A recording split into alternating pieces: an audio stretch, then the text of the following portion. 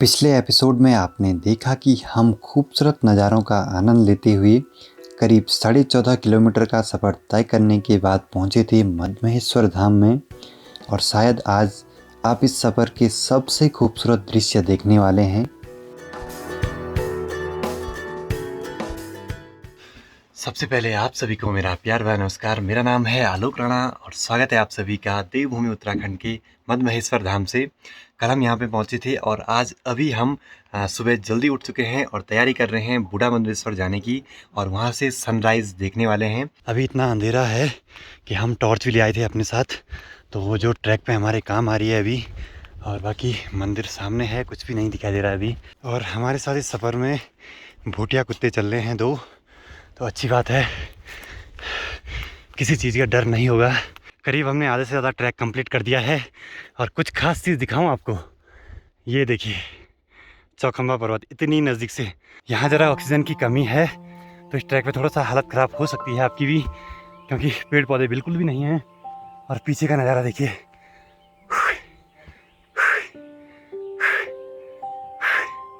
और हमारे साथ जो कुत्ते थे ना वो हमको ऊपर टॉप में रुके हुए हैं, यहाँ टॉप में ऊपर पे। ये देखिए हल्की सी परछाई दिख रही होगी ना आपको इनकी यहाँ पे।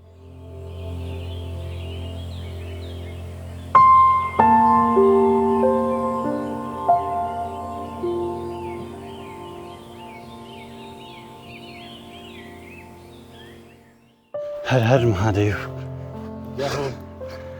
अब मैंने कहा था ना कुछ वीडियो पहले आपको चौखंबा पर्वत नज़दीक से दिखाएंगे। सामने देखिए, कैमरे में भी उतना मतलब नज़दीक नहीं दिखाई दे रहा है, पर जब आप खुद यहाँ आएंगे ना बिल्कुल मतलब लगता है इस सामने वाली पहाड़ी के बिल्कुल पीछे है चौखंबा पर्वत। और यहाँ से शायद सनराइज़ होगा क्योंकि पूरब दिशा यही है।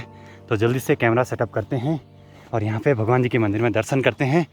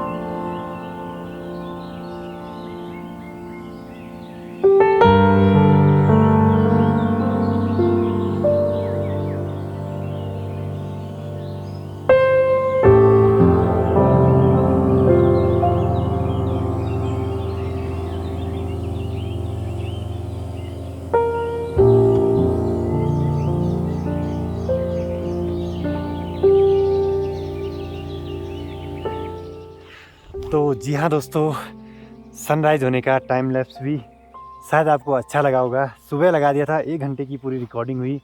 बाकी यहाँ आके यहाँ के कुछ नज़ारे ना अलग ही दिखते हैं। सबसे पहले हम ही आए थे यहाँ सुबह, उसके बाद बाकी लोग आए थे यहाँ। और जब भी आप मद्महेश्वर धाम आए ना तो सनसेट और सनराइज़ देखने के लिए बूढ़ा मद्महेश्वर में ही आएँ, क्योंकि यहाँ से चौखंबा पर्वत जो नज़दीक दिखता है ना वो ऐसा कहीं से नहीं दिखेगा आपको।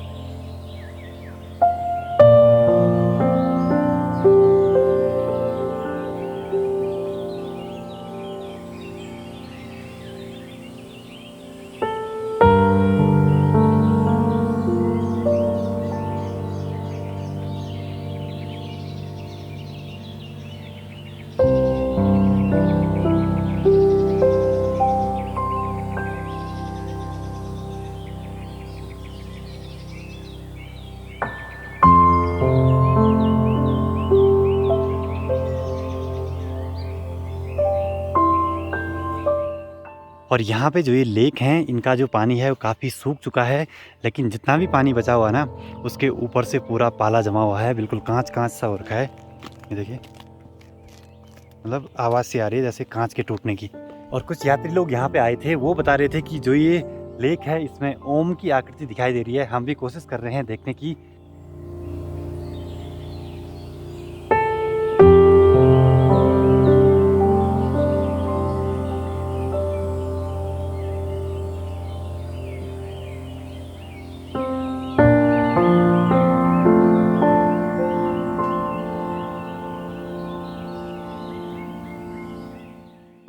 इन खूबसूरत नज़ारों का आनंद लेने के बाद अब हम तैयारी कर रहे हैं मंदिर में जाने की, क्योंकि हमें अभी मंदिर में भी दर्शन करने हैं। बाकी आज मंदिर के बारे में इंफॉर्मेशन जितनी जुटा पाएंगे जुटाएंगे।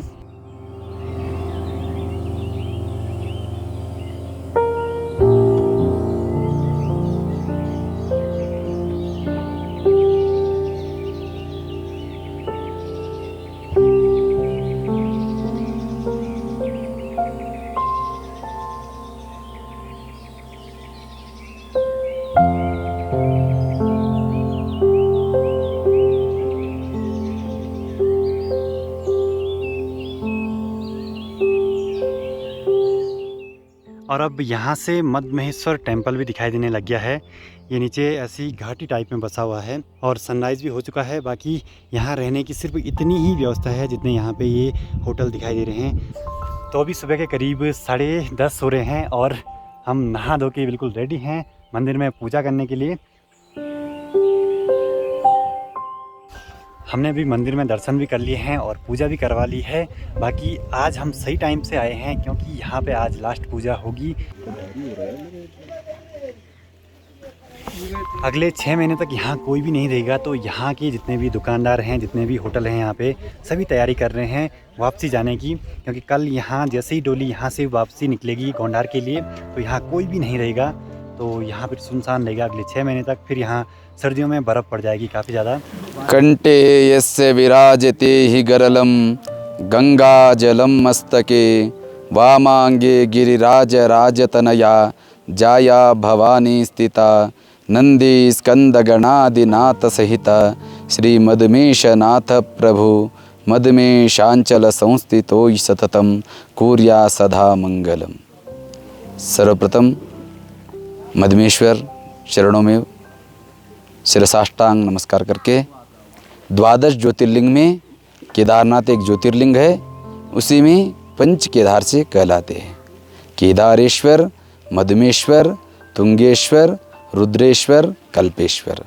महाभारत युद्ध के बाद, कुरुक्षेत्र की युद्ध के बाद पंच पांडवों को ब्रह्म हत्या का, गुरु हत्या का, गोत्र हत्या का श्राप लगते हैं।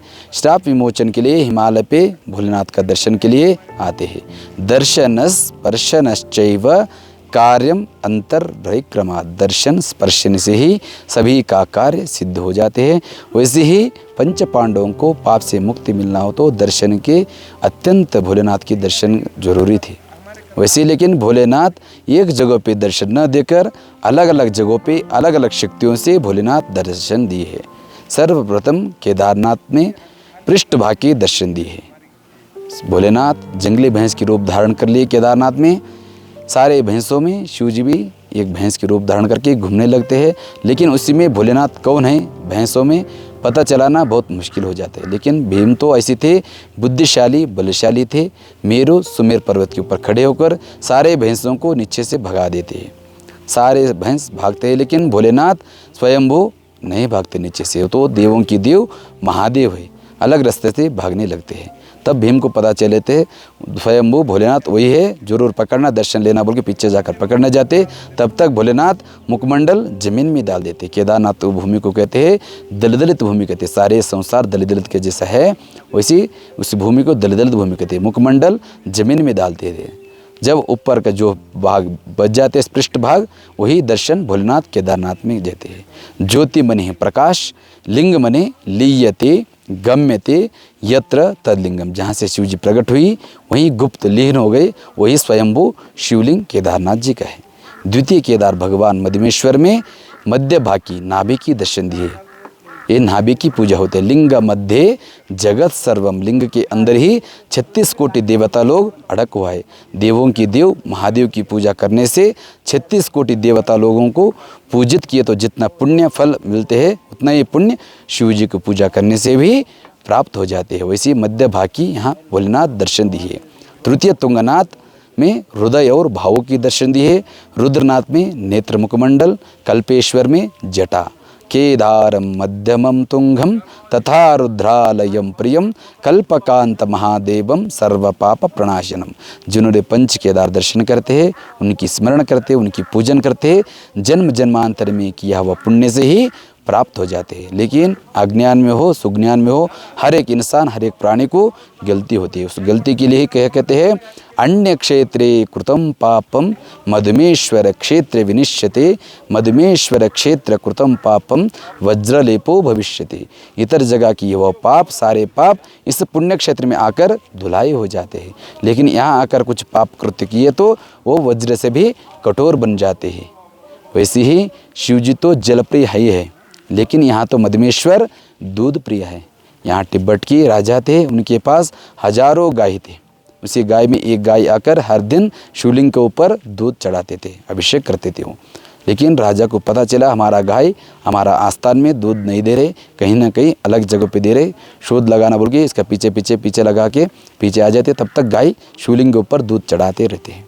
तब राजा को गुस्सा आ जाते, परछा लेके मारने जाते। लेकिन भोलेनाथ का काम क्या है, किसी को भी संकट आए तो रक्षा करने वाले देवों की देव महादेव है। वो मार खुद भोलेनाथ ने खाते हैं, वो गाय को अलग छलांग मार देते, स्वयंभू साक्षात कैलाश चले गए कहते हैं। तब से वो राजा को ब्रह्म हत्या का, गोत्र हत्या का, गुरु हत्या का श्राप लगते हैं अभी भी। तब उसके बाद उन्हें यहाँ अभिषेक कर देते हैं, पूजा पाठन करके वो पुत्र को भी त्यागित कर देते हैं। सारे गाय उस समय में सब अजीवित हो जाते हैं। तब भोलेनाथ के ऊपर अभिषेक करके क्षमापण कर ले तो भोलेनाथ क्षमा करके उन्हीं को, पुत्रों को भी और सारे गाय को जीवित कर देते फिर। तब उसके बाद अभी भी कोई भी गोत्र हत्या किए तो यहाँ आकर पूजा अभिषेक करने से वो पाप से मुक्ति मिल जाते कहते हैं। यहाँ सुबह बाल भोग लगते हैं और दिन में महाभोग लगते हैं, शाम को श्रृंगार आरती भी हो जाते हैं। यहाँ गौरी शंकर महापार्वती का दर्शन है। और वो जो गाय का स्टोरी बता दिया, उनका 4 खूर अभी भी गौरी शंकर मंदिर के सामने 4 खूर अभी भी दर्शन कर सकते हैं आपने। बूढ़ा मधमेश्वर में कोई कहते उसको तो लिखित रूप तो कुछ है ही नहीं, लेकिन कोई बोलते बुद्रुक अवस्था में, वृद्ध अवस्था में दर्शन दिए भोलेनाथ कहते हैं। लेकिन दर्शन दिए बोल तो किसको दिए वो प्रश्न हो जाते आगे।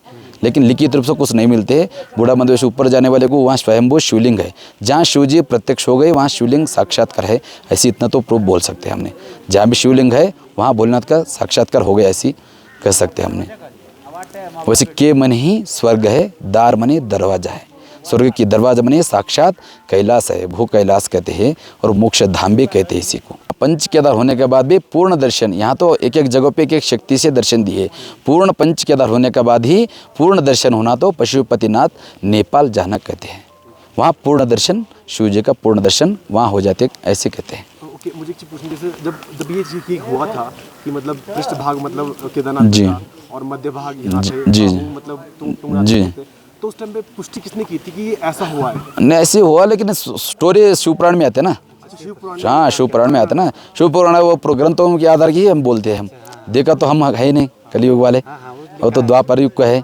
वैसे उससे पहले भी नर नारायण ऋषि ने तपस्या की है, तब शिव जी ने साक्षात्कार हो गए केदारनाथ में, उससे पहले तो सत्ययुग में। तो जब ये पुराणों में पता चला होगा तब जाके जी जी हाँ बस जो भी ग्रंथ आधार है वही तो स्टोरी बताते हैं।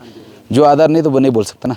एक ये पूछना है, मंदिर पे ये मुख है, वो कीर्ति मुख है। कीर्ति वो शिव जी का वरदान है, वो शिव भक्त है, वो परम शिव भक्त थे, उनको शिव जी का वरदान है। वो कहीं भी जाओ पहले दर्शन आपका ही कर लेंगे। जो भी भगत आते हैं वो तो वरदान है, तभी तो कहीं किसी मंदिर में भी सामने वो कीर्ति मुख का कवच है। और मंदिर के ऊपर भी जो बाघ वाला आकृति है वो देवी का शक्ति का प्रतीक है ना वो। हाँ देवी का वाहन है वो। शक्ति का प्रतीक है वो। केदारनाथ धाम में जी कहीं भी है, वो कीमत में है, यहाँ भी है, जो देवी का प्रतीक है। शिव और शक्ति, शिव को छोड़कर शक्ति नहीं है, शक्ति को छोड़कर शिव नहीं, तभी तो करते हैं वागर्ता विव संपृक्तो वाघर्ता प्रतिपत्तये जगत पितरौ वंदे पार्वती परमेश्वर। जगत की माता पार्वती है, पिता परमेश्वर है, दोनों से ही सृष्टि है। आज डोली अब सब श्रृंगार जो धुलाई सफाई करके सब रख दिए।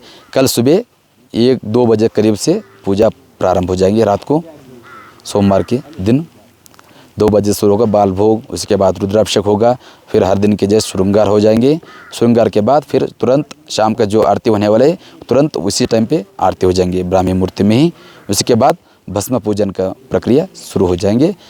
सुबह तुरंत जब समय है 7:30-8 बजे कपाट बंद हो जाएगा। जब सुख सुख कहते हैं, सुख तो कहीं है ही नहीं। सुखश्चानंतरम दुखम दुखश्चानंतरम सुखम।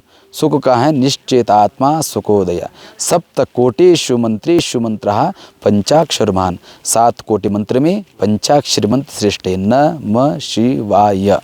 इसी मंत्र में ऊर्जा का शक्ति भी है, उसी में सुख भी है, और किसी में है ही नहीं। भोलेनाथ के साथ बैठ के बिताना समय, जितना समय बिताते भोलेनाथ के साथ, उतना समय हमको सुख ही सुख है।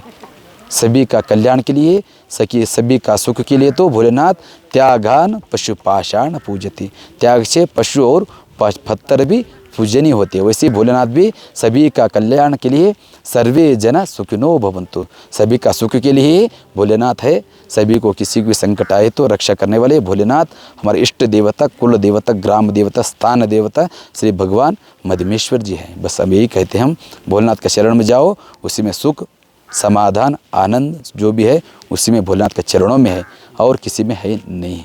षट मासम देवता पूजा, षट मासम मानवम पूजा। 6 महीने मानव से पुजारी द्वारा ही पूजन होते हैं भोलेनाथ। 6 महीने जब कपाट बंद हो जाते हैं, 6 महीने देवता लोग, उनका जितना भी गण है वो गण लोग ही पूजा करेंगे भोलेनाथ का। तो लेकिन हमको दर्शन करना होता तब करना ही पड़े ना, हमारा मन समाधान नहीं होते। तभी तो शक्तिया मूर्ति जो है 6 महीने पूजा किया, वही शक्ति हम शक्तिया मूर्ति 6 महीने वहाँ उकीमठ में गद्दीस्थल ओंकारेश्वर मंदिर वैराग्य पीठ में पूजनीय होते हैं। केदारनाथ का हो, मधमेश द्वितीय केदार भगवान मधमेश्वर के भी हो, जिनका मन में भाव देते देव, जिसकी भाव मन नहीं हो जाते हम, लेकिन वहाँ दर्शन करने से भी भाव भर जाते हैं हमारा। 6 महीने वहाँ पूजा कर दर्शन ले सकते हैं हम ऐसे। ओम नमः शिवाय। मंदिर में अच्छी तरह से दर्शन करने के बाद और मंदिर की जानकारी प्राप्त करने के बाद अब हम जा रहे हैं मंदिर के थोड़ा पास में एक भैरवनाथ जी का मंदिर है, वहाँ पे चलते हैं।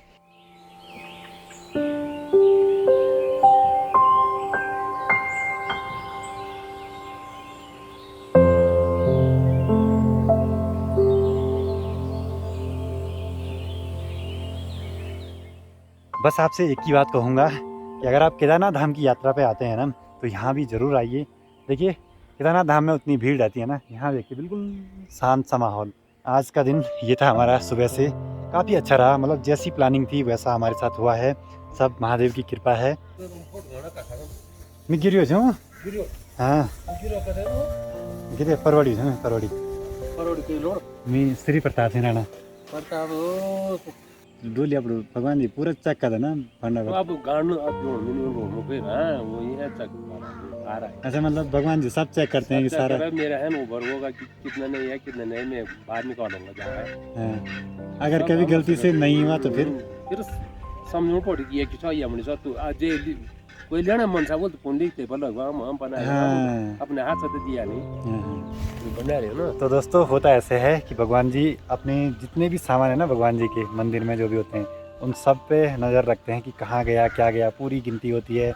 और यहाँ पे हमारे गौड़ा जी बैठे हैं, इसलिए और भंडारी मदन सिंह को हमारे में भगवान जी की भंडारी 1 दिसंबर है 1 मई गोंडार गांव के हैं। हाँ इनसे काफ़ी कुछ जानने को मिल रहा है कि मतलब क्या क्या होता है, जो हर किसी को पता नहीं रहती ये जानकारियाँ।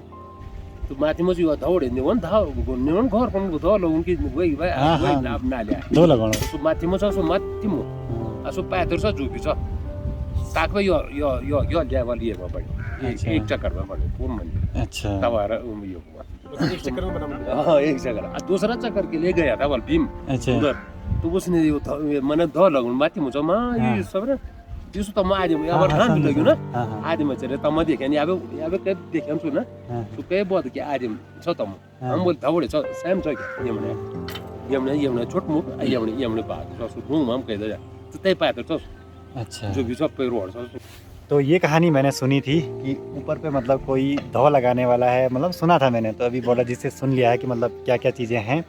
बाकी बहुत सारी ऐसी चीज़ें हैं जो आम आदमी को पता नहीं रहती, यहाँ के लोकल लोगों को पता रहती हैं, जानने को मिल जाती हैं, तो अच्छी बात है। अभी हम उस होटल में चलते हैं जहाँ पे हमने रूम लिया था और खाना खुना खाते हैं, फिर आराम करते हैं। शाम को आरती के दर्शन भी करने हैं, देखते हैं क्या होता है।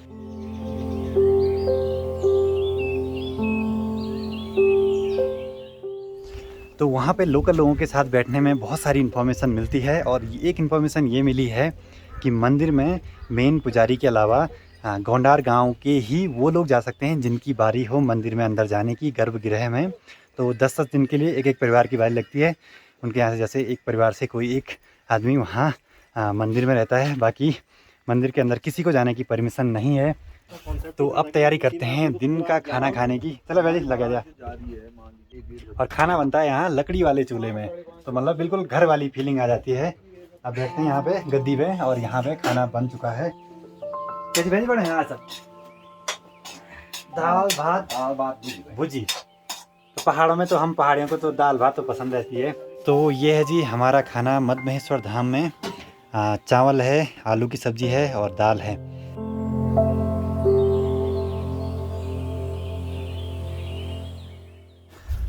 लंच करने के बाद अब थोड़ी सी एनर्जी आई है, और बाकी यहाँ का माहौल बिल्कुल शांत है। बस अब बैठे रहते हैं और ना ब्लॉग ना कुछ, बस बैठे रहते हैं और नेचर को एंजॉय करते हैं। और होटल के ठीक सामने पे मंदिर दिखाई देता है।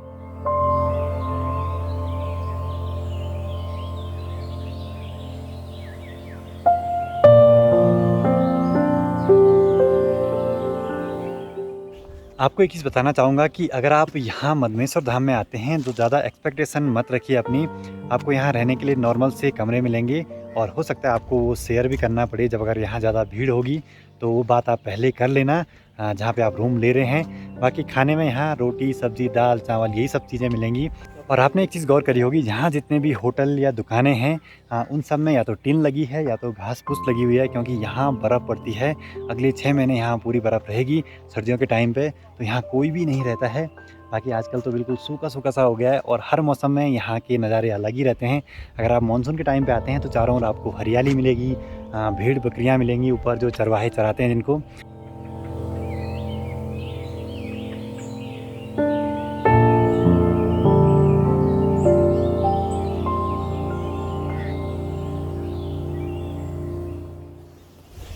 तो मंदिर के आसपास आपको कोई भी नेटवर्क नहीं मिलेंगे।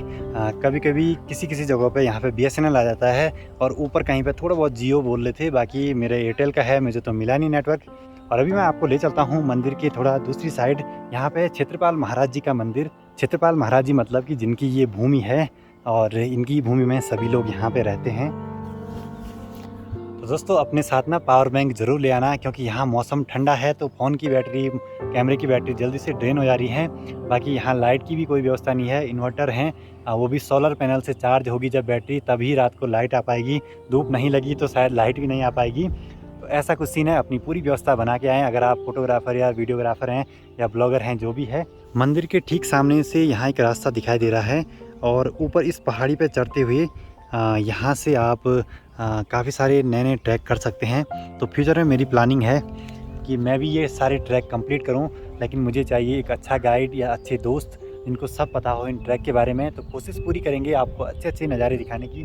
सोचिए उतनी ऊंचाई पे हम कभी जाएंगे तो वहाँ के नज़ारे क्या रहेंगे।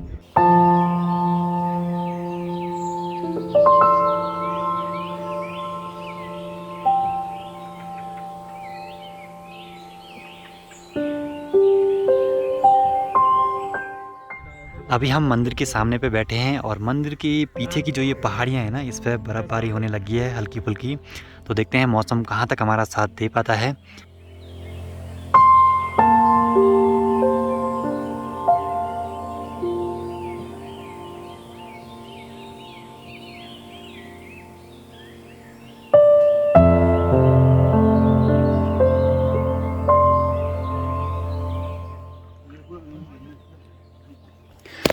और ये भी रात की तैयारी चल रही है आग जलाने के लिए, क्योंकि आज यहाँ गोंडार गांव के काफ़ी लोग आए हुए हैं डोली को लेने के लिए, और डोली कल यहाँ से जाएगी गोंडार गांव तक।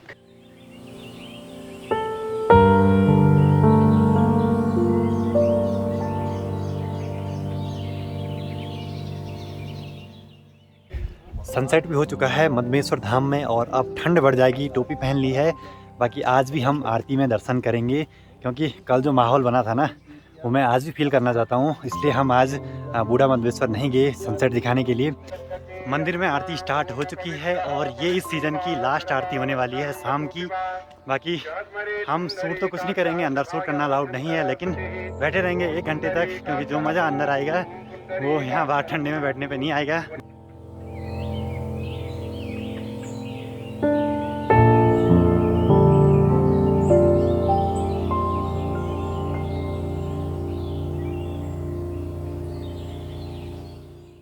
एक एक्सपीरियंस यहाँ की सबसे बेस्ट रहा मेरा कि आरती में शामिल होना वो अलग ही एक्सपीरियंस है। मतलब कि हम अगर सनसेट देखने जाते तो वो उतना मज़ा नहीं आता जितना हमें आरती में आया। बिल्कुल 1 घंटे का पता ही नहीं चला। बाकी अभी रूम पे चलते हैं, खाना खुना खाते हैं और आराम करते हैं।